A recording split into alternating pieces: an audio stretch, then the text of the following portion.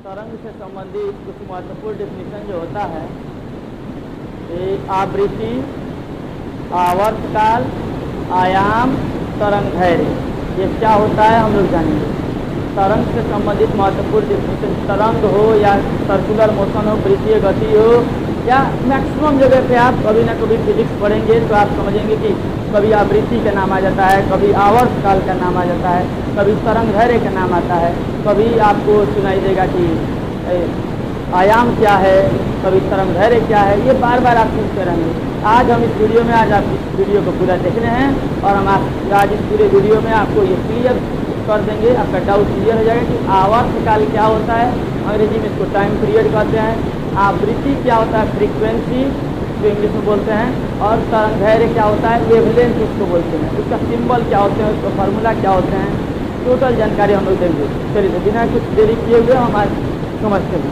सबसे पहले हम देखेंगे, हमें 3-4 टॉपिक जानने हैं कि आवर्तकाल क्या होता है। आवर्तकाल इंग्लिश में इसको बोलते हैं टाइम पीरियड। देखिए, भिन्न भिन्न केसों में आवर्तकाल का भिन्न भिन्न टाइप से डिफिनेशन दिया जाता है।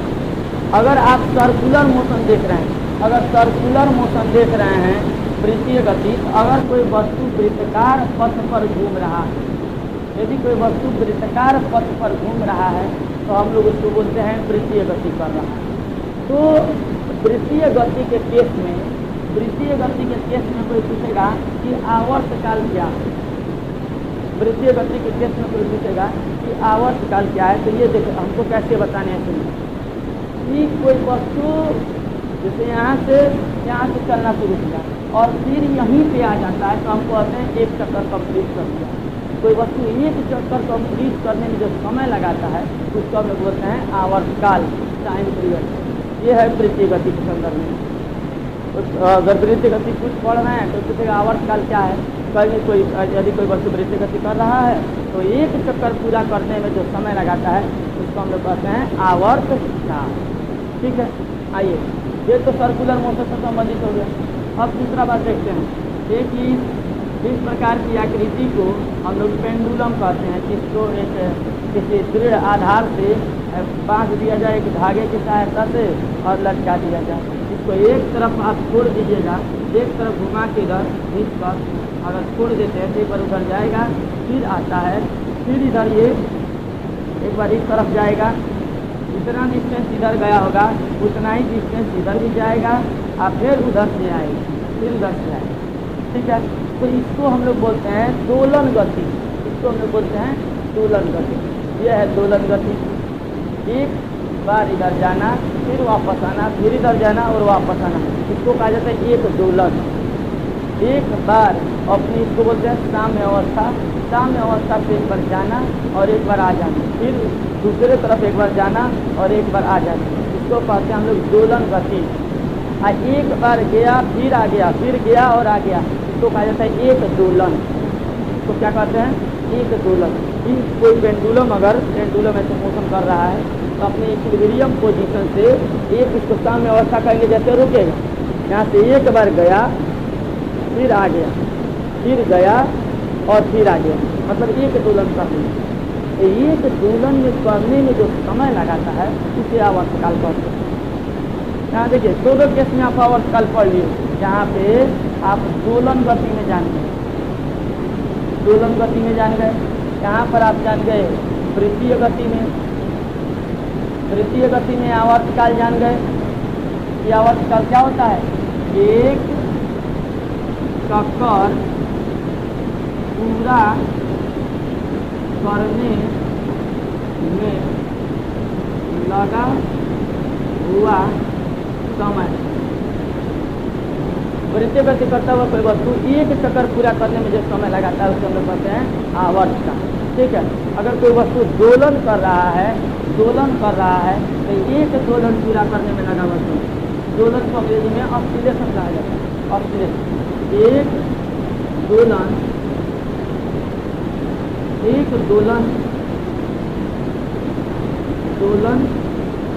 करने में लगा हुआ समय, एक दोलन पूरा करने में लगा हुआ समय। देखिए आवर्त काल को कैपिटल टी से रिप्रेजेंट किया जाता है, कैपिटल टी।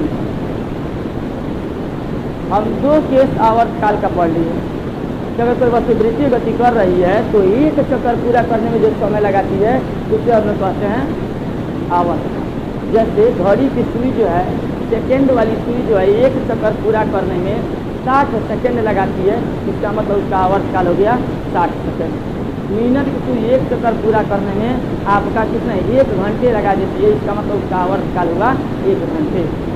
घंटा की सुई एक चक्कर पूरा करने में 12 घंटा लगा देती है, इसका मतलब घंटे की सुई की आवर्त काल हुआ 12 घंटे। 12 घंटे हो गए।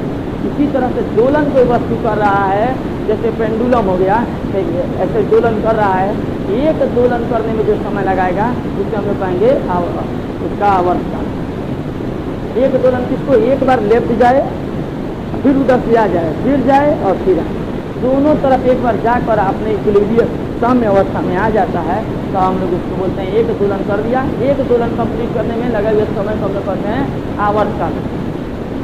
दोलन करते हुए किसी डिफिनेशन अगर लिखना चाहते हैं तो ऐसे लिख सकते हैं, दोलन करते हुए किसी वस्तु द्वारा एक दोलन पूरा करने में लगे हुए समय को आवर्त काल कहते हैं। वृत्तीय गति करते हुए किसी वस्तु द्वारा एक चक्कर पूरा करने में लगे हुए समय को आवर्त काल कहते हैं।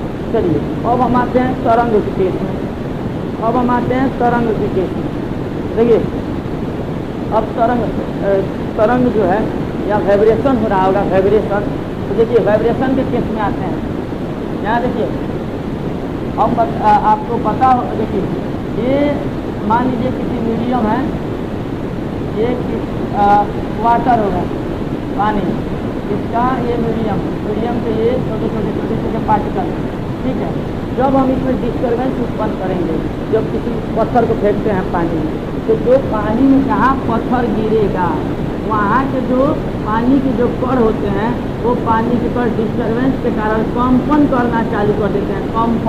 कंपन करने का मतलब होता है कि वह अपने स्थान से ऊपर नीचे होने लगे तो भी कंपन है, या अपने स्थान से ऐसे होने लगे तो भी कंपन है। ध्यान दीजिए कि अगर कोई वस्तु, जैसे मेरा हाथ है, यहाँ से इधर चलने लगा, यानी कि ये वाइब्रेट हो रहा है, या ऐसे चलने लगा, क्या हो रहा है, वाइब्रेट, कंपन हो रहा है।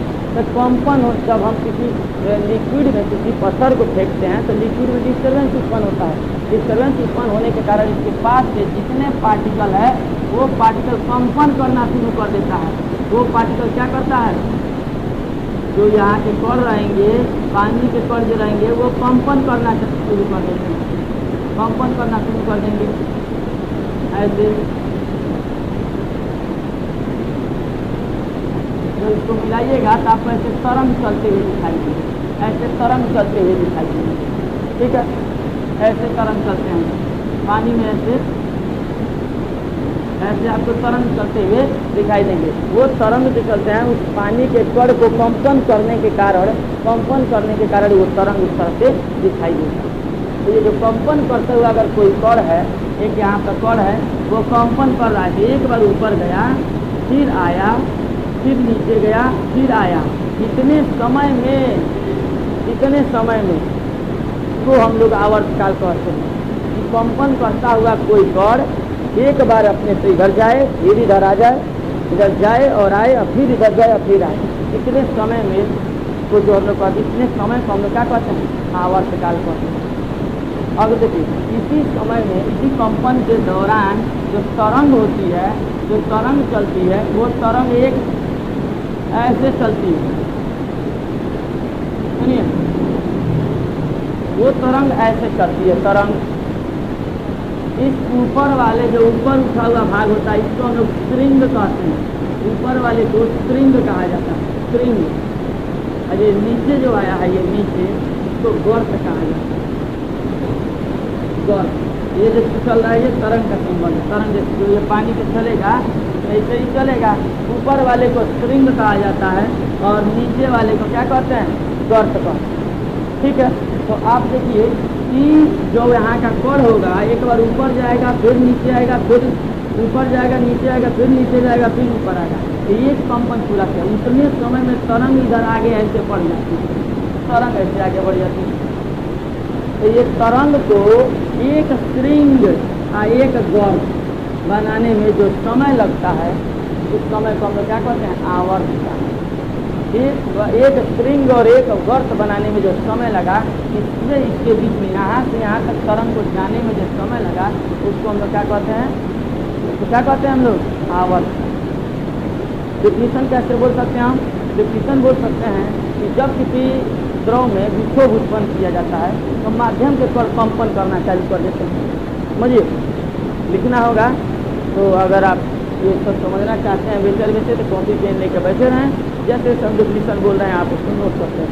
ऐसा हम बोल रहे हैं ये कि जब किसी ये आवर्तकाल का अगर डिफिनेशन लिखना चाहते हैं तो जब किसी माध्यम में विक्षोभ उत्पन्न होता है तो माध्यम के कण कंपन करने लगते हैं, और कंपन करते हुए ये कण एक कंपन पूरा करने में जो समय लगाते हैं, उस समय को क्या कहा जाता है? आवर्त।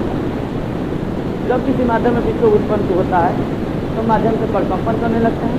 कंपन करते हुए एक कण एक सेकेंड में, 1 सेकेंड का एक कंपन पूरा करने में जो समय लगाते हैं, उसे हम लोग कहते हैं आवर्तकाल। इसका मतलब यहाँ से यहाँ तक जो समय लगता है उसको आवर्तकाल कहा जाता है। टी से डिनोट किया जाता है। ये हमारा हुआ आवर्तकाल का।